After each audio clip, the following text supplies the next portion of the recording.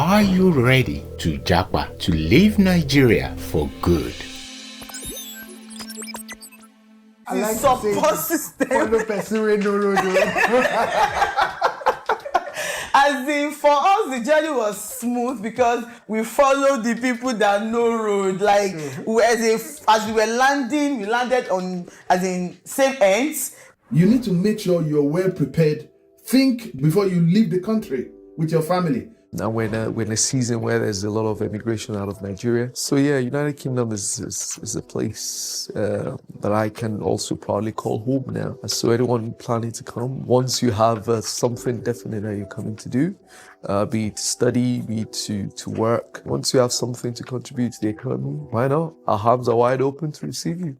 That they need to assess. They need to first understand why they are relocating. Are you relocating because the situation back home is hard? Where you are going, who told you it's not hard there? You have to first understand, have a conviction of why do I want to take this step? I've heard stories of people selling houses, living well-paid jobs to come here. It's very sad. Good luck to them. But a lot of people will regret it. But a lot of people will be happy taking the steps they took because they understand, from the beginning, the reasons why they are taking the steps they are taking.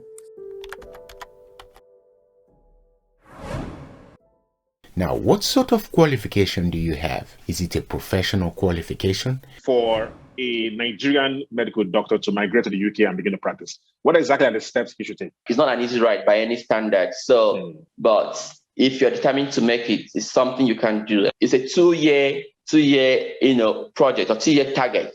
So you need to provide that evidence of your ability to communicate. We have the IELTS and also what they call OET. They require you to verify your primary medical qualification, which is your MBBS certificate, the medical school certificate. They do this through the ECFMG.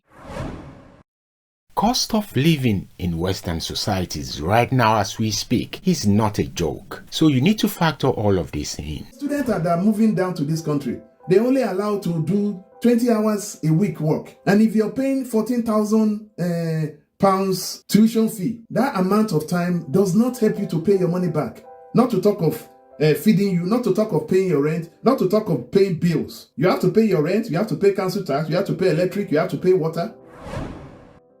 Now, you need to factor in the weather. Very, very cold. If you go to Canada, for example, it's a whole lot colder. You can have temperatures of minus 20 degrees and even below. Heating bills is not a joke. And you as a person just coming from Africa or just coming from Nigeria, you're a lot colder. So that's something to be prepared for.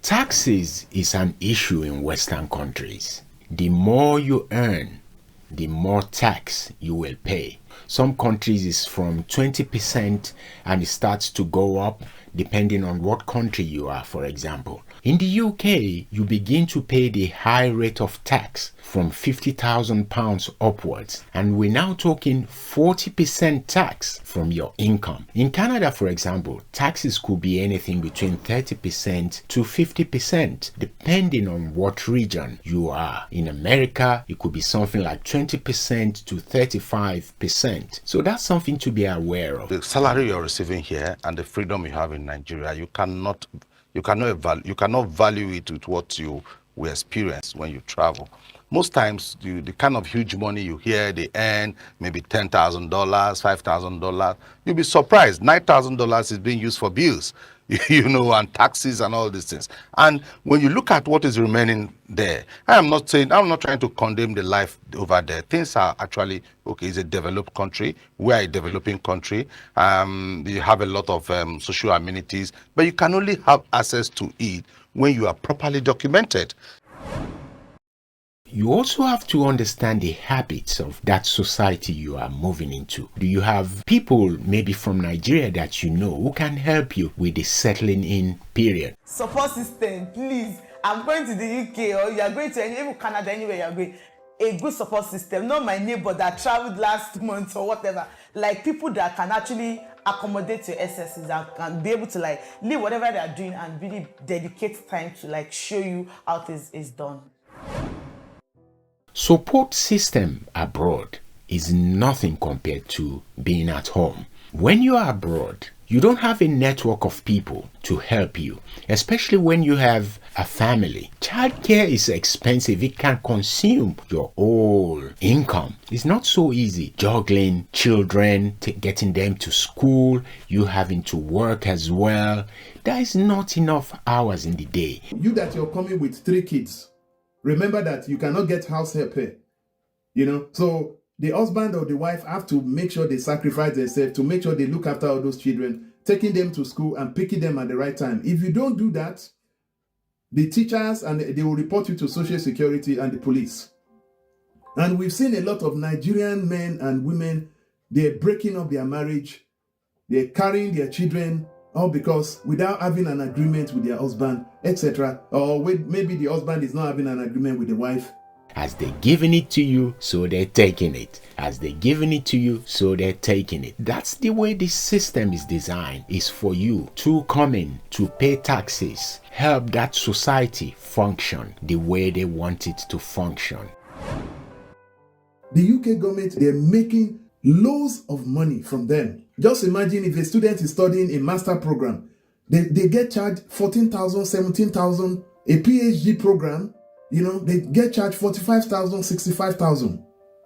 But Nigerians will move their family to this area, and I understand, because here there is better care for children, there is better care for all of them, but they will struggle. Someone that is having a director post in Nigeria, once you come here, you go down, you'll be doing support work. You're only allowed to do support work, and what that means is that support work, which is taking care of elderly people at home. And how much do you get paid? They don't get paid more than £9, £10, at most £15. And even if they pay you £15 an hour, by the time you do 10-hour shift, almost 1/3 of that money is taken by tax, or 1/4. You pay it to tax. Experience abroad, it's not a bad thing actually. Getting out of your comfort zone and seeing other regions of the world gives you the opportunity and possibility in a different way. Things you take for granted, things you complain about, once you've traveled out and come back, you might begin to see life in a whole new different way. So when you're abroad, it's important to understand that, as they say, Oyoloa, you are on your own. See you in the next video. Give me a like, please.